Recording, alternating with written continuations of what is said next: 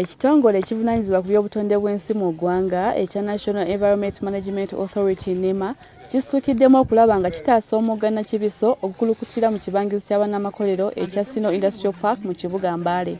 NEMA okusituukiramu kivudde ku mazzi g'omugga guno okutandika okwonoonebwa n'ebicaafu ebiva mu batuuze abafumba Waragi.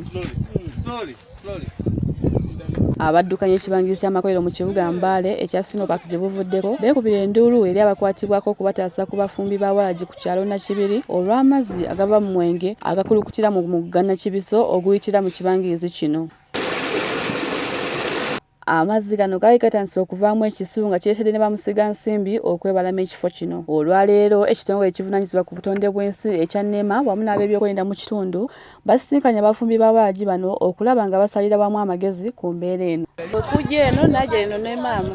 Maama n'atandika okukola mulimu guno. Yatandika okunsomesa. N'ansomesa ku mulimu guno. Nange n'anyigiriza okukola.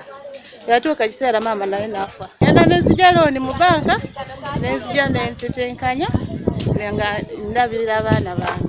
Amyuka akulira ekibangirizi ky'amakolero kino Kyle Feng kwe kukikkaatiriza nga bamusiga nsimbi basatu bwe balemeddwa okuzimba amakolero mu kifo kino olw'ekivundu ekiva mu mazzi g'omugga Nakibiso agakulukuta okuva mu bafumbi ba Waragi. Pollution. They came to the park, they see the pollution in the park. They're asking, how can they build their factories next to the polluted river? It is very bad for their brand, for their products, for their reputation. Then they walked away. Now we are very worrying. Whenever there's new investors come to the park, then they saw the polluted river, they walk away. Wano NEMA etaddewo enkola ezinayambako mu kukuuma obutonde bw'ensi gamba nga buli muntu afumba Waragi okusima ekinnya okuziikiramu ebicaafu ebibeera bivudde mu mwenge gwe babeera bakamudde era ataasobole kino omulimu aguveemu. For us coming in, it's not in a bad way, not in bad faith, but because we are seeing a problem that will soon become a national problem. Because it will start with the community, it's spreading now to the neighboring villages. Kino kikkaatirizza Okoch Simon aduumira poliisi y'obutonde bw'ensi mu kitundu kino.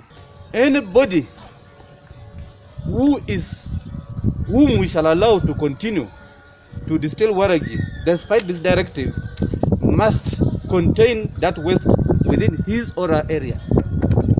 Whoever will distill starting next week must be able to contain that waste within a pit in his area.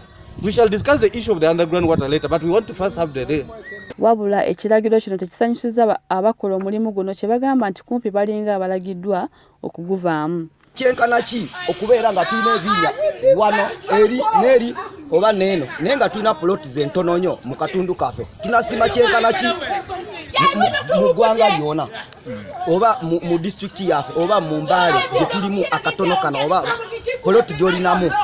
If they are willing to compensate the banks which are demanding in this community, if they are willing to transfer this community and look for them another alternative, then it will be better. But if they know that this community has fought from down, they have bought a plot for digging lagoons, the community is collecting money for constructing that lagoon, then they could have left the community to continue what they are doing, not to stop what they are doing now. My plea to the government, let them put it forward and let them see a way forward. How are we going to survive? Is it our want or the government's want? As a Ugandan, as a human being, we have difficulties and faults. Kenneth Onen ku lw'abafumbi ba Waragi mu kitundu kino agamba omulimu guno guyimirizzaawo abantu abasukka mu 8 era asabye NEMA ereme kubayimiriza kuba abasinga balina amabanja mu banka. Eri eno tulina mabanja, tulina looni kuva mu banks za njawulo mu buyitirivu. Tusuubira nti singa batuyimiriza mulindi gumu tuba tukomye lwakuba loans we ziri tunasasula atya abaana baffe ku ssomero banasoma atya olabira ddala nga embeera eno eringa tuzikiza buzikizi. Nze nsuubira nti singa process ekiri kya lagoon kyekinakola because we tuzimba lagoon ne tumanya nti kintu kino kigenda kutuula mu kifo kimu kiba kisinga nebeera treated.